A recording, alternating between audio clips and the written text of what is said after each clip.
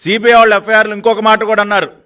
నిన్న ఎప్పుడైతే మాకు ఇంటర్పోల్ సమాచారం వచ్చి ఈ రకంగా భారీ ఎత్తున డ్రగ్స్ బ్రెజిల్ నుంచి దిగుమతి అవుతా ఉన్నాయి, ఈస్ట్ అనే పదార్థంలో కలిపి ఈ డ్రగ్స్ని దిగుమతి చేస్తూ ఉన్నారు అని సమాచారం వచ్చి విశాఖపట్నం పోర్టుకు వచ్చి ఈ కంటైనర్ అంతా కూడా వాళ్ళు తనిఖీ చేసి శాంపుల్స్ అన్ని కూడా టెస్ట్ చేస్తూ ఉంటే ఆంధ్రప్రదేశ్ చెందినటువంటి కొంతమంది ఉన్నతాధికారులు వచ్చి అడ్డం పడ్డారంట.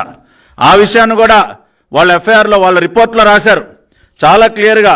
During the process of examination various officers of Andhra Pradesh government gathered at site causing delay in the CBI proceedings.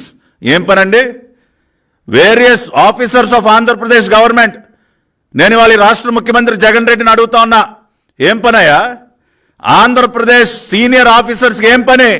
Visakhapatnam పోర్టులో మత్తు పదార్థాలు దిగుమతి అవుతా ఉన్నాయి భారీ ఎత్తున బ్రెజిల్ నుంచని ఇంటర్పోల్ ద్వారా సమాచారం వచ్చి సిబిఐ అధికారులు అక్కడికి వెళ్ళి తనిఖీ చేస్తా ఉంటే ఇవాళ నీ మోచేతి నీళ్లు తాగేటటువంటి అధికారులకు ఏం పనయ్యా?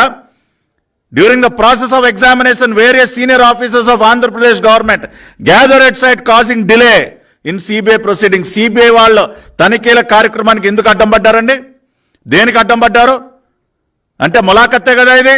అంటే మీకు ముందే తెలుసు ఒక కంటైనర్లో 25,000 కిలోలు డ్రైడ్ ఈస్ట్ రూపంలో దానిలో మత్తు పదార్థాలు హెరాయిన్ కానీ కొకైన్ కానీ కలిసి ఉన్నటువంటి మత్తు పదార్థాలు కలిపి ఉన్నటువంటి డ్రైడ్ ఈస్ట్ బ్రెజిల్ నుంచి దిగుమతి అవుతుందని మీకు తెలుసు. తెలిసి నిన్న హైరాణ పడిపోయారు. తాడేపల్లి కొంపలో కూర్చున్నటువంటి సైకో జగన్ రెడ్డి, ఆయన దొంగల ముఠ, ఈ డ్రగ్ మాఫియా అంతా హడలిపోయారు.